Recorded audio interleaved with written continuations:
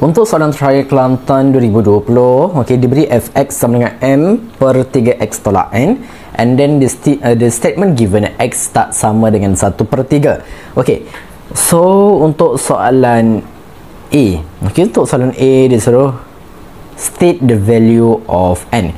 Jadi kita perhatikan, okey, kita perhatikan nilai n ni dia berada dekat bahagian mana? Dia berada dekat bahagian bawah ini. Bawah ini bahagian apa? Bahagian denominator. Dan berdasarkan apa yang kita dah belajar adalah denominator tak boleh sama dengan kosong. Kenapa tak boleh sama dengan kosong? Kalau sama dengan kosong bermaksud the function is invalid. Jadi kita gunakan maklumat yang kita ada tersebut untuk kita define the value of n. Jadi untuk kita nak selesaikan, kita akan dapat macam mana untuk soalan A?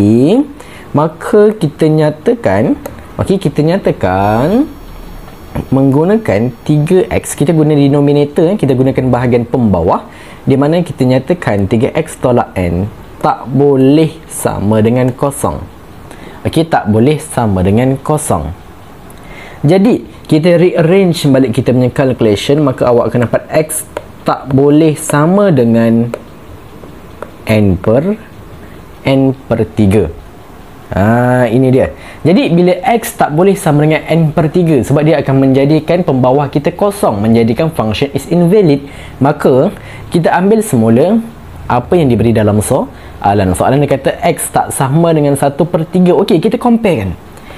Kita compare kan, and then dia kata tadi x tak boleh sama dengan 1 per 3. Jadi bila awak compare kan, sebenarnya the value of n is equal to 1.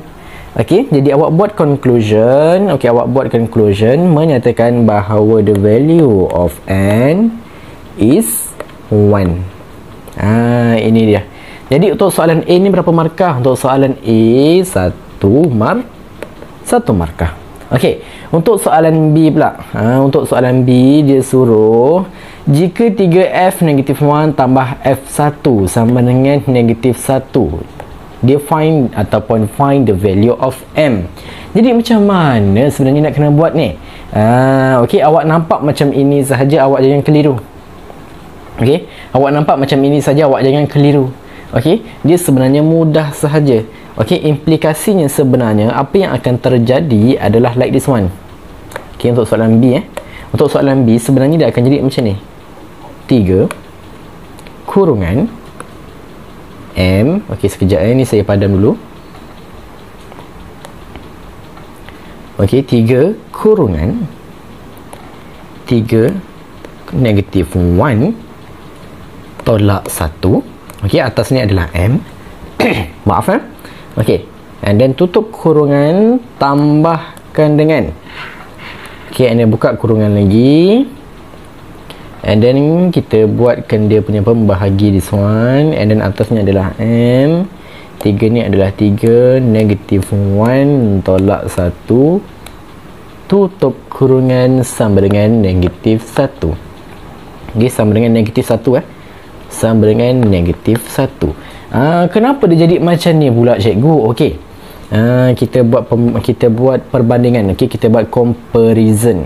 Okey, soalan dia bagi 3f berapa tadi? 3f negatif 1 tambahkan dengan f1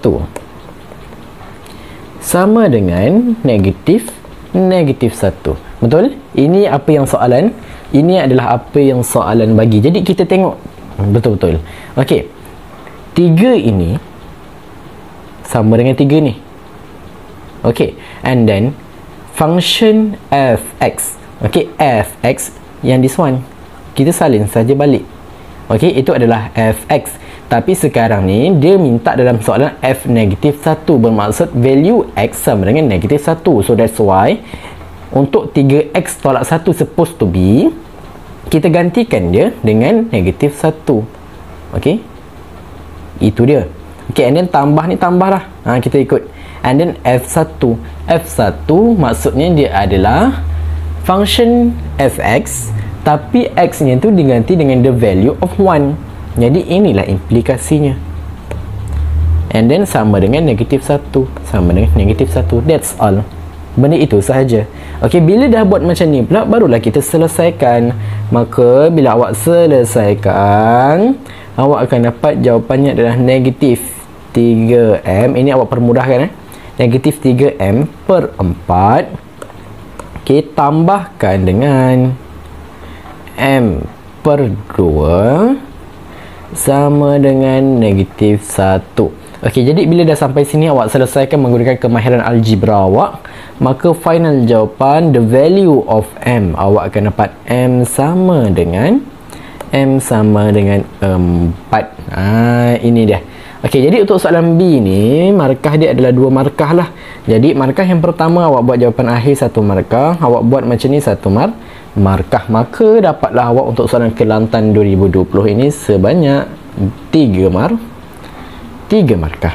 Okey, jadi kita jumpa pula untuk soalan yang seterusnya.